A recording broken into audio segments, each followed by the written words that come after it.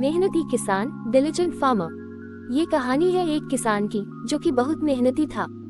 वह बड़ी मेहनत से खेतों में अनाज उगाता था और उसकी देखभाल करता था, पर अक्सर ही उसकी फसल खराब हो जाती थी। कभी सूखा पड़ जाता, कभी बाढ़ आ जाती, या कभी तेज धूप और कभी आंधी। कोई न कोई वजह से उसकी फसल खराब हो ही जाती थी। दोनों किस पेड़ के नीचे बैठकर अपनी बर्बाद हुई फसल को देख रहा था, और तभी वह गुस्से में आसमान की तरफ देखकर भगवान से कहता है कि मालिक, आपको सब बहुत महान मानते हैं और सबसे ज्यादा ज्ञानी मानते हैं। कहते हैं कि आप सब जानते हैं, लेकिन मुझे ऐसा लगता है कि आपको कुछ भी नहीं पता। उद्धरण चिन्ह। मुझे ये लगता है कि आपको तो ये भी नहीं पता होगा कि फसल कैसे होती है। अगर आप ये जानते होते तो हर समय जो बाढ़, आंधी और तूफान आते हैं वह कभी नहीं आती। आप नहीं जानते कि कितना नुकसान उठाना पड़ता है हम किसानों को। अगर मेरे हाथ में शक्ति होती कि जैसा मैं चाहूँ वैसा मौसम हो जाए, तो फिर आप देखना मैं फसल को कितने अच्छे तरीके से उगाता हूँ। तभी उतने में ऊपर से एक आवाज आए, ले मैं तुझे ये ताकत देता हूँ कि आज से तू जैसा चाहे वैसा मौसम करके अपने फसल को उड़ा सकता है और अपनी फसलों की हिफाजत कर सकता है। उद्धरण चिन्ह।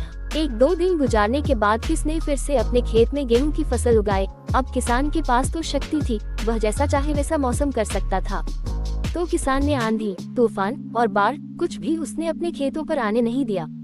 किसान ने अपनी फसलों को बर्बाद होने से बचाया, और उस साल उस किसान के खेत में ऐसी फसल हुई जो पहले कभी नहीं हुई थी। मन ही मन किसान बहुत खुश हो रहा था और साथ ही साथ यह सोच भी रहा था कि भगवान को बताऊंगा कि इसे कहते हैं शक्ति का सही इस्तेमाल। कुछ दिन और गुजरने के बाद फसल काटने के लिए तैयार हो गई।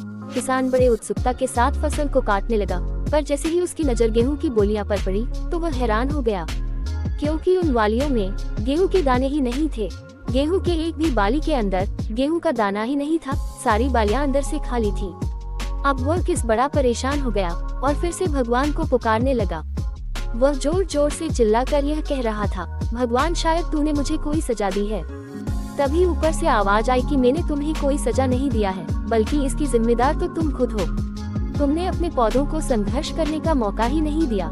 न तो तुमने उन्हें आंधियों से जूझने दिया, न ही तेज बारिश से सहने दिया, और न ही धूप में तपने दिया।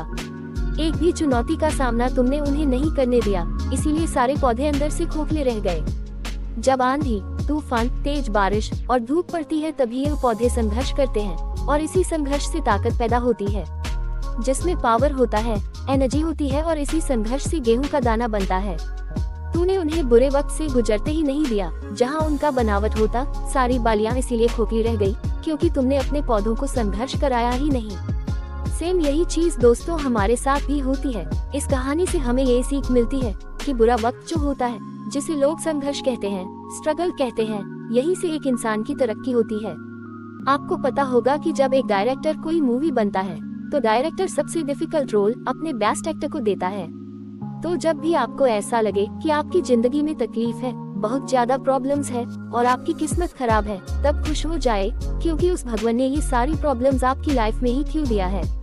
क्योंकि उसे पता है कि आप इन सब को पार करके आगे निकल सकते हो। और जरा सोचकर तो देखिए कि अगर आपकी जिंदगी में कोई प्रॉब्लम ही ना हो, कोई संघर्ष ही ना हो, तब जिंदगी जीने में मजा ही नहीं आता है।